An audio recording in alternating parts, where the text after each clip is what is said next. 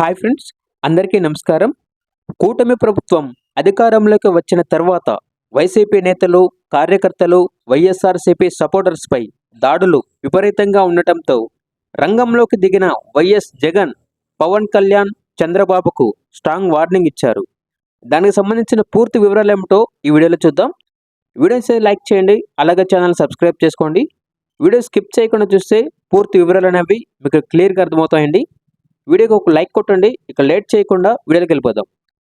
వైఎస్ఆర్సీపీ యొక్క అభిమానులు, కార్యకర్తలపై దాడులు ఆపాలని చంద్రబాబు, పవన్ కళ్యాణ్కి మాజీ మంత్రి, వైఎస్ఆర్సీపీ నేత కొట్టు సత్యనారాయణ సూచించారు. లేకపోతే అన్నిటికీ మీరే బాధ్యత వహించవలసి వస్తుందని హెచ్చరించారు. పశ్చిమ గోదావరి జిల్లా తాడేపల్లిగూడ మండలంలోని మాధవరం గ్రామంలో కూటమి కార్యకర్తలు గడ్డివామును తగలబెట్టడంతో నష్టపోయిన పాడి రైతులు గోపిశెట్టి వెంకన్నదొర, లక్కాకుల రామాంజనేయులు, వల్లూరి శ్రీనివాస్ తదితరులను ఆయన పరామర్శించారు. ఈ సందర్భంగా ఆయన మాట్లాడుతూ 2019లో మేము అధికారం చేపట్టిన తర్వాత ఇలాంటి ప్రతీకార చర్యలెక్కడా జరగలేదు. రాజకీయాలకు అతీతంగా అందరికీ సంక్షేమ పథకాలు అందించామే కానీ ఇప్పుడు టీడీపీ, బీజేపీ, జనసేన ప్రభుత్వం ఏర్పడక ముందే కక్ష సాధింపు చర్యలకు పాల్పడుతోంది. మాధవరంలో వెంకన్నదొర, వీరాంజనేయులు, శ్రీనివాసులు తమ పశువుల కోసం వేసిన గడ్డివాములను ముగ్గురు వ్యక్తులు పెట్రోల్ పోసి తగలబెట్టడంతో దాదాపు 10 లక్షల మేర నష్టపోయారు.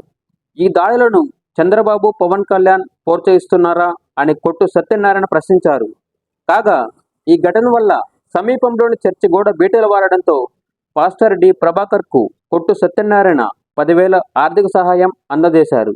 అనంతరం జగన్నాథపురం గ్రామ సచివాలయం వద్ద టీడీపీ, జనసేన కార్యకర్తలు ధ్వంసం చేసిన శిలాఫలకాలను ఆయన పరిశీలించారు.